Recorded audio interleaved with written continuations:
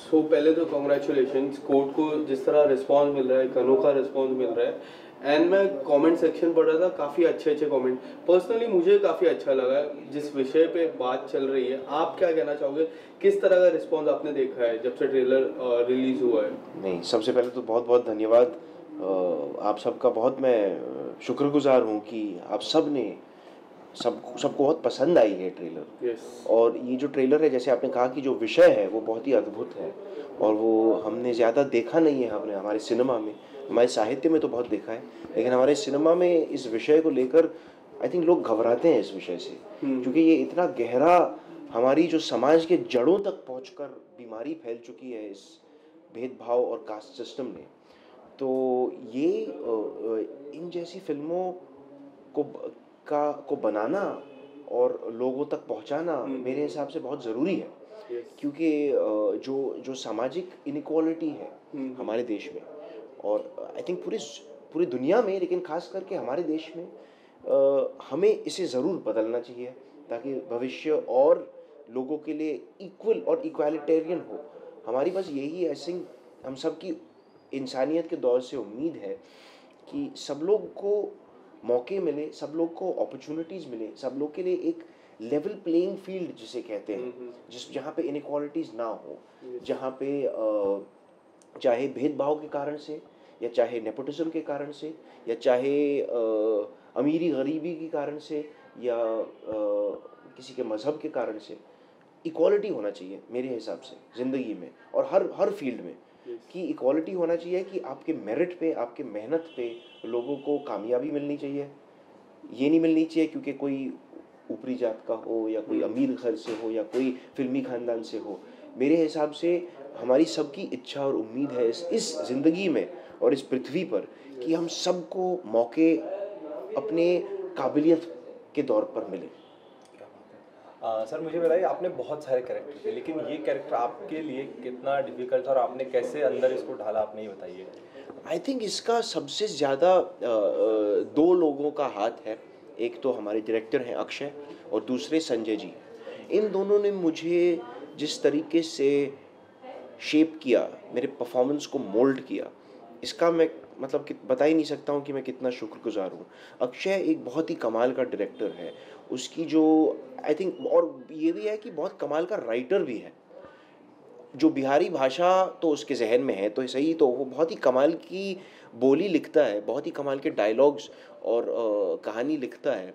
लेकिन मुझे लगता है कि इन विषयों का और उस इलाके की जो समझ है अक्षय में, और जिस तरीके से इसने पेश किया है, वो बहुत अद्भुत चीज़ है।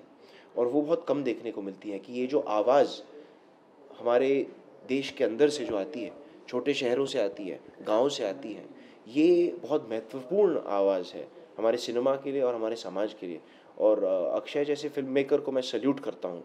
और मुझे लगता है कि आगे बढ़कर ये बहुत कमाल का काम करने वाला है। और अभिषेक भी बहुत ही ताकतवर प्रोड्यूसर, बहुत ही अंदर से उसने ताकत ढूंढी है। ताकतवर मतलब वो इस तरह से ताकतवर नहीं है कि इसके पास कुछ बहुत कुछ धन दौलत या कुछ बहुत कॉन्टैक्ट्स वगैरह हैं।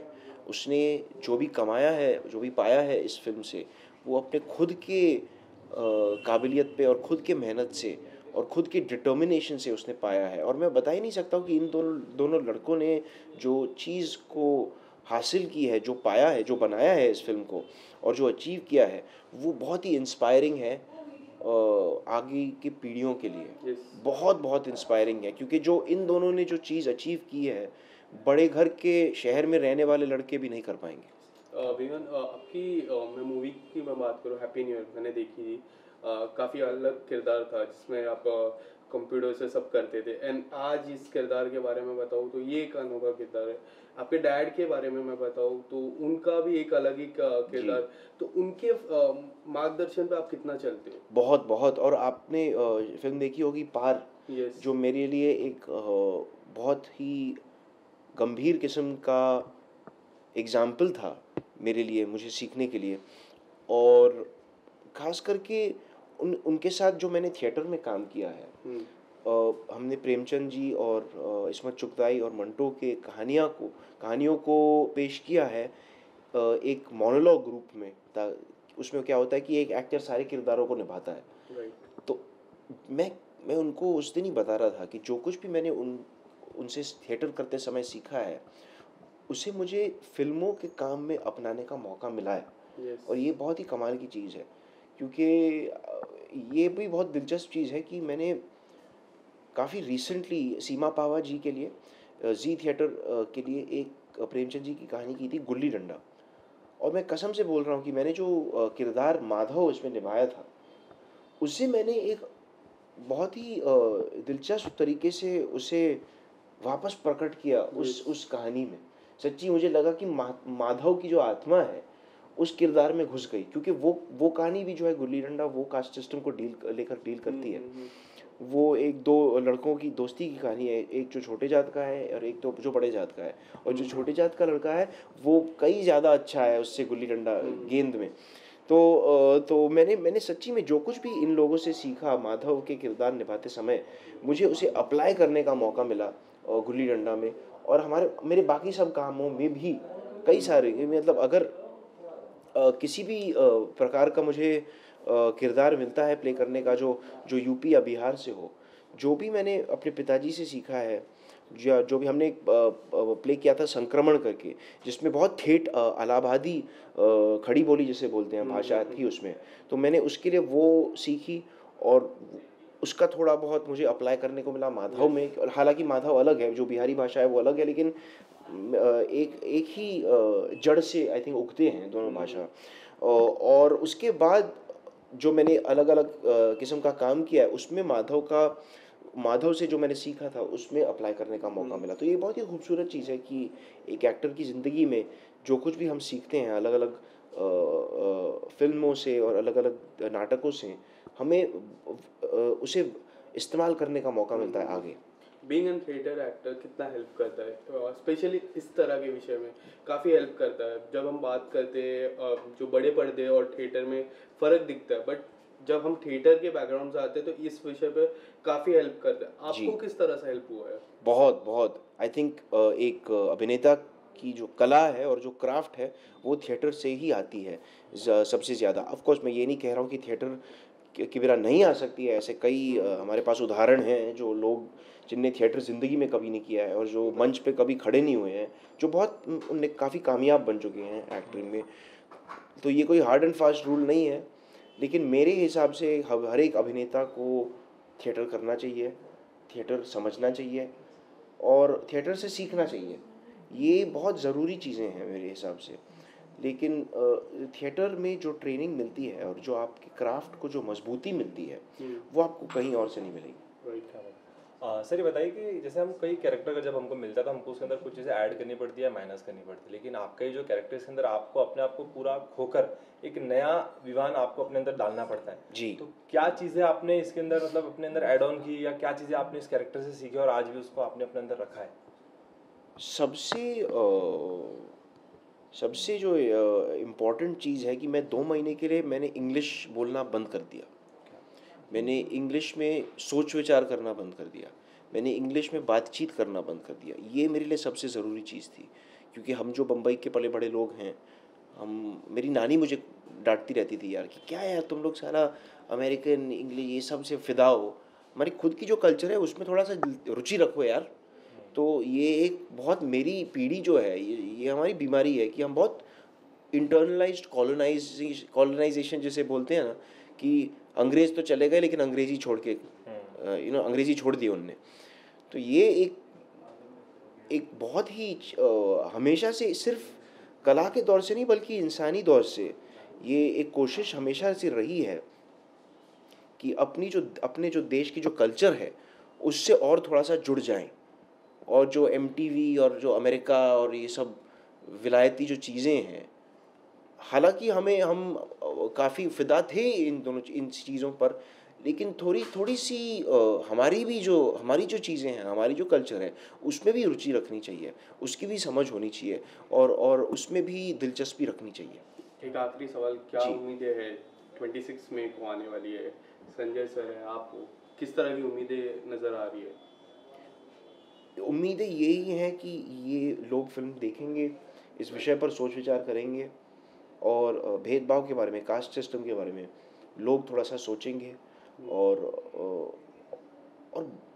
होपफुली, मतलब ये तो बहुत बड़ी बात है, लेकिन अगर हम थोड़ी सी कोशिश कर पाएँ समाज बदलने की और ऐसी बीमारियों को बंद करने की जो लोगों के, मतलब एकदम जैसे मैंने कहा कि हमारे समाज के जड़ों तक पहुंच गई है ये कास्ट सिस्टम, और बस यही उम्मीद और आशा है कि कास्ट सिस्टम हमारे भविष्य से मिट जाए। Yes, thank you so much. Thank you so much. Thank you so much. Thank you. Trailer को मैं बात करूँ, ट्रेलर काफ़ी अच्छा है और जिस तरह का विषय है इस मूवी में जो मैसेज देना चाह रहे हैं वो एक अनोखा है। आपसे जानना चाहूँगा कि किस तरह रिस्पॉन्स अब तक मिला है ट्रेलर को लेकर? ट्रेलर को तो एक्चुअली बहुत अच्छा रिस्पांस मिला है, मतलब ट्रेलर को एक्चुअली बहुत अच्छा रिस्पांस मिला है। 2 ही दिन में 4.9 मिलियन हो गया था, जो कि बहुत ही बड़ी बात है क्योंकि छोटी फिल्म है और बड़ी बड़ी फिल्मों को ही हम जितना देखते हैं उतनी को मतलब वही फिल्म को इतने ज़्यादा व्यूज़ देते हैं, बट ऑडियंस इस फिल्म को इतना प्यार दे रही है और ये मेरी पहली फिल्म है, वो देख के भी काफ़ी अच्छा लग रहा है। तो आप प्यार देते जाइए, सपोर्ट करते रहिए। मैम, आप क्या कहना चाहेंगे? हाँ, एक्चुअली जैसे पूजा ने कहा कि ये बड़ी बात है और छोटी फिल्मों के लिए तो बहुत बड़ी बात है कि आपका 2-3 दिन में 4.3 समथिंग 3 मिलियन अभी हुआ है उस वक्त। तो इस तादाद में लोगों ने ट्रेलर को देखा। और दूसरी बात ये है कि जो मुझे पर्सनली फीडबैक मिला, लोगों ने इस फिल्म की ऑथेंटिसिटी या उसका जो लुक है वो लोगों को बहुत अच्छा लगा। लोग कह रहे हैं कि बहुत ही रियल फिल्म लग रही है। तो और इसके जो गाने हैं वो लोगों को पसंद आ रहे हैं, इसका जो म्यूज़िक है और किरदार जो भी थोड़ा बहुत सीन आप देख पाते हैं जो कि विवान ने किया है या संजय मिश्रा या हमारा या इसका सीन आता है, वो लोग उससे कनेक्ट कर पा रहे हैं। क्या बात मैम, मैं आपसे ये चीज़ कहना चाहूँगी। पहली बात तो आपको हेड्स ऑफ कि आपने बहुत अच्छा कैरेक्टर किया, मैंने देखा टीजर, बहुत अच्छा लगा मुझे। Thank you. मुझे बताइए कि आपने जो कैरेक्टर किया उसके लिए आपने कोई ऐसा व्यक्ति या कोई ऐसा शख्स था जिसे फॉलो किया कि मैं इसके अंदर प्रॉपर जा पाऊँ उसके लिए? नहीं, ऐसा कुछ भी नहीं किया। थोड़ी मैं ज़रूर घबराई हुई थी कि क्या, देखो एक तो मैं बिहार से हूँ तो वो मेरा कंफर्ट जोन तो है ही, लेकिन इस तरह की तबके की जो कि शेड्यूल कास्ट की कहानी है और बहुत ही गरीब, मतलब गरीब में से भी गरीब, जो सबसे अगर आप सोशल पिरामिड को देखेंगे उसमें जो सबसे नीचे पिरामिड में जो लोग हैं उनकी कहानी है।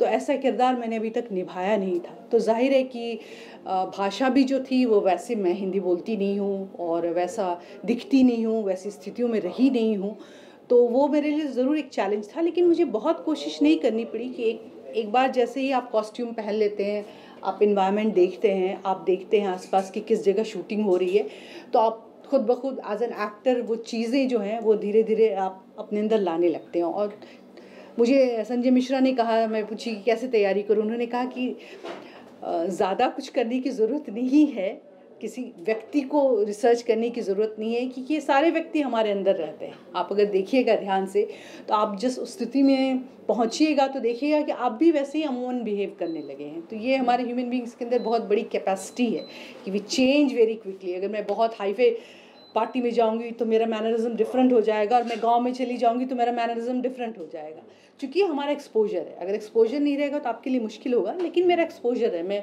हिंदुस्तान के गांव में भी रही हूँ, मैं जानती हूँ कि गांव में लोग कैसे बात करते हैं, कैसे बैठते हैं, कैसे खाते हैं, और शहर में लोग कैसे रहते हैं। तो वो मेरे लिए बहुत मुश्किल नहीं था। मैं जैसे आपका जो ट्रांसफॉर्मेशन, जैसे अभी आप और जैसे आपका कैरेक्टर, जी। ये ट्रांसफॉर्मेशन को जब आपके करीबी लोगों ने देखा तो आपको किस तरीके के रिप्लाईज मिले ट्रांसफॉर्मेशन देख के? एक है गनी, जिन्होंने कि अभी एक फिल्म डायरेक्ट की जिसमें प्रकाश झा ने काम किया था, उस फिल्म का नाम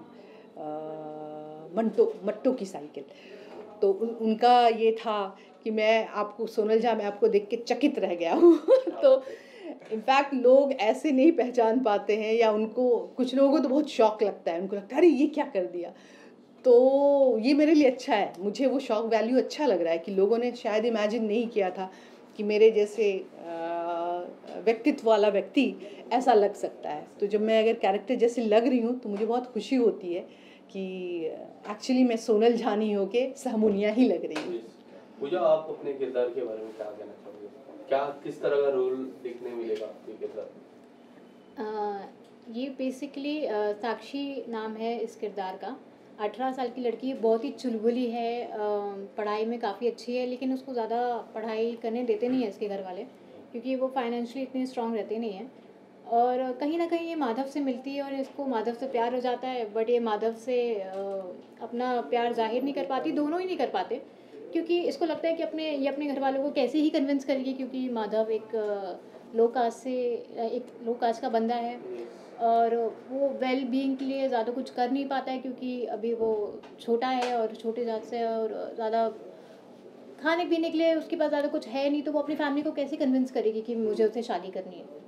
तो ये किरदार है बेसिकली साक्षी का। पूजा, आपकी एक शो आया था सिया करके, जिस तरह मैंने थोड़ी देर पहले आपको बताया था, उसमें आपका किरदार मुझे स्पेशली काफ़ी अच्छा लगा। जिस तरह डायलॉग्स था, स्क्रिप्ट वाइज काफ़ी अच्छा था, एंड मुझे जिस तरह लगता है लोगों को भी काफ़ी अच्छा लगा। तो इसमें किस तरह की उम्मीदें बनती है आपकी तरफ से? ये बेसिकली एक बहुत अलग फिल्म है मेरे लिए और ऑडियंस के लिए भी, और सिया एक बहुत ही अलग फिल्म थी, क्योंकि सिया रियल इंसिडेंट पे बेस्ड थी, जैसे कि आपने देखा होगा अगर फिल्म। तो ये दोनों ही जॉनर मेरे लिए बहुत डिफरेंट है, तो मैं काफ़ी खुश हूँ कि मेरा कोई भी काम सिमिलर नहीं आ रहा है, कुछ अलग देखने को मिलेगा मुझे भी और ऑडियंस को भी। स्क्रिप्ट वाइज कैसी अच्छी लगी? ये कोर्ट की मैं बात करूँ, जिस तरह स्क्रिप्ट वाइज सिया का एक अलग ही स्क्रिप्ट था जी। एक रियल बेस पे बनी है, और कोर्ट की जिस तरह मैं ट्रेलर देखता हूँ, अगर मेरे हाथ में ट्रेलर है तो मुझे ऐसा लग रहा है कि एक अलग मैसेज देना चाह रहा है। तो आपको किस तरह लगती है स्क्रिप्ट? जब भी आपके पास आती है तो किस तरह से आप देखते हो स्क्रिप्ट को? जब मुझे इस फिल्म का नरेशन मिला था तो मैं थिएटर ही करती थी, और मैं यक्षगान के लिए गई थी कर्नाटका, एक डांस फॉर्म है वहाँ पे, वो एक्सप्लोर करने के लिए गई थी। तो जैसे ही स्क्रिप्ट मेरे पास आई, एक फ्रेंड के थ्रू आई थी, तो जब मुझे नरेशन मिला तो मैं काफ़ी एक्साइट हुई थी नरेशन सुन के, क्योंकि बहुत कनेक्ट फील कर पा रही थी एज अ ऑडियंस। पहले तो मैं अपने आप को एज एन ऑडियंस ही देखती हूँ, बाद में एज एन एक्टर देखती हूँ, क्योंकि अगर ये फिल्म एज एन ऑडियंस जब देखेगी तो हर एक अपर क्लास, मिडिल क्लास, लो क्लास, हर टाइप के इंसान इस फिल्म से कनेक्ट कर पाएंगे, क्योंकि ये फिल्म अपने आप में बहुत कुछ बोलती है। अगर आप देखेंगे इस फिल्म को तो कनेक्ट कर पाओगे आप। तो मैंने सोचा कि मुझे ऐसी ही फिल्म करनी है कि जहाँ मैं अपने आप को एज एन ऑडियंस कनेक्ट कर पाऊँ, ये मेरा किरदार कनेक्ट कर पाए ऑडियंस, तो मुझे अच्छी लगी तो मैंने हाँ बोल दिया। मैम, मैं आपसे जानना चाहूँगा कि जहाँ पर ये फिल्म की शूटिंग हुई, वहाँ पर जब शूटिंग के दौरान आपको क्या लगा, मतलब किस तरीके के रिस्पॉन्स आजू बाजू से आपको आ रहा था, और क्या फील कर पा रहे थे आप शूटिंग के दौरान? अरे बहुत मज़ेदार जगह थी वो। एक्चुअली हम लोग if may I say that चमार टोला जो एक ख़ास कम्युनिटी है, वो टोला ही था, उसी में एक घर जो छोटा सा एकदम वैसा ही घर बना दिया गया था जैसे वहाँ के लोग रहते हैं, और आसपास सारे लोग रह रहे थे। तो जब शूटिंग होती थी, हमारा सीन होता था, बहुत सारे लोग जो हैं इकट्ठा हो जाते थे। एक तो संजय जी बहुत पॉपुलर हैं, तो काफ़ी लोग संजय जी को देखने के लिए आते थे। लेकिन बहुत अच्छी बात ये थी कि एक उनको अगर बता दिया जाता था कि भाई शूटिंग चल रही है, आवाज़ नहीं चाहिए, तो वो लोग आवाज़ नहीं करते थे। वो चुपचाप खड़े होकर दिन भर शूटिंग देख रहे हैं, लेकिन आवाज़ नहीं करते थे और बहुत सहयोग करते थे। फॉर एग्ज़ाम्पल, अगर शूटिंग कर रहे हैं, कुछ प्रॉप चाहिए, कुछ थाली चाहिए या लोटा चाहिए या ग्लास चाहिए और नहीं है, तो आप बगल के घर से मांग के ले आते थे अगर तो इस तरह का मुझे लगा कि कम्युनिटी से बहुत ज़्यादा इन लोगों को सपोर्ट मिला, क्योंकि उनके लिए भी नई बात थी, और वो तो चमत्कृत थे, उनके लिए तो वो नया अनुभव था। उन्होंने कभी कैमरा नहीं देखा, उन्होंने कभी साउंड का ये नहीं देखा, लाइट्स नहीं देखी। तो मुझे लगता है कि एक तरीके से ये उनके लिए मेला था जिसमें नई चीज़ वो देख रहे थे, चमत्कृत थे। लेकिन हाँ, हम लोग जिस सिचुएशन में शूट कर रहे थे, जाहिर है वो क्योंकि आप बॉम्बे में रहते हैं और आपको सारी फैसिलिटी मिलती है, तो वो एक तरह से मुश्किल तो था, क्योंकि वहाँ एसी नहीं है या फ़ैन नहीं है या अलग कोई सेपरेट वैनिटी नहीं है, चेंज करने की जगह नहीं है, खाना खाने के लिए कोई अलग जगह नहीं है, बहुत सारी ऐसी चीज़। शाम को बहुत मच्छर होता था वहाँ पे, हम लोग बाहर में बैठे रहते थे, कभी कुछ जला दिया, नहीं जलाया, लाइट्स नहीं रहती थी। तो इन सारी मुश्किलों के बावजूद जब मुझे ये भी लगता है कि हमारा जो कम्युनिटी है, एंटरटेनमेंट इंडस्ट्री, एक्टर, ये जो भी अगर कुछ करने जाते हैं तो किसी भी स्थिति में करके ही निकलते हैं, ये हमारा स्पिरिट है। तो मुझे लगता है उस स्पिरिट को हम लोगों ने बहुत अच्छे तरीके से निभाया।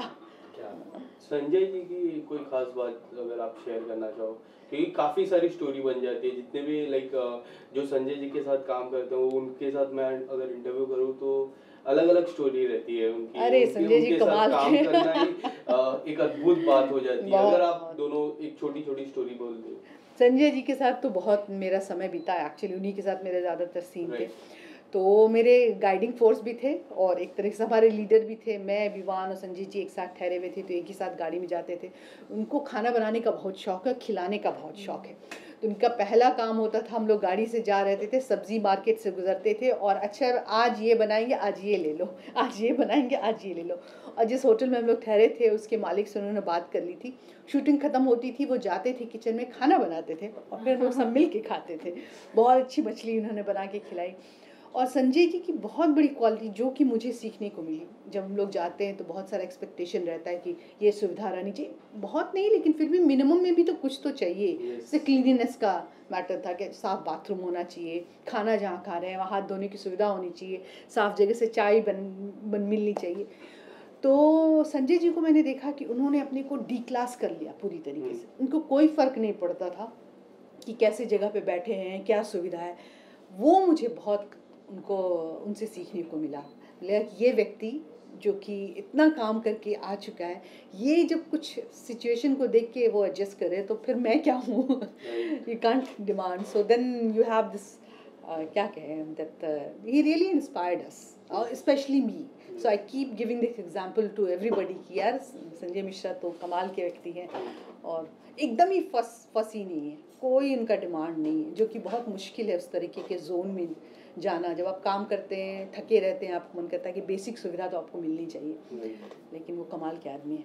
पूजा कुछ लाइनें ऐड करना चाहोगे? जैसे कि सोनल मैम ने बोला कि वो बहुत ग्राउंडेड है, ये मुझे लगा था, उनको देख के समझ में आ गया था कि बहुत ग्राउंडेड हैं। बट एक इंसिडेंट हुआ था कि मैं बैठी हुई थी, शूट से कंप्लीट होके हम आ गए थे, नहीं शूट हमारा चल रहा था, शूट हमारा चल रहा था, मेरा सीन रुका हुआ था और संजय सर का भी शूट रुका हुआ था, उनका सीन नहीं था।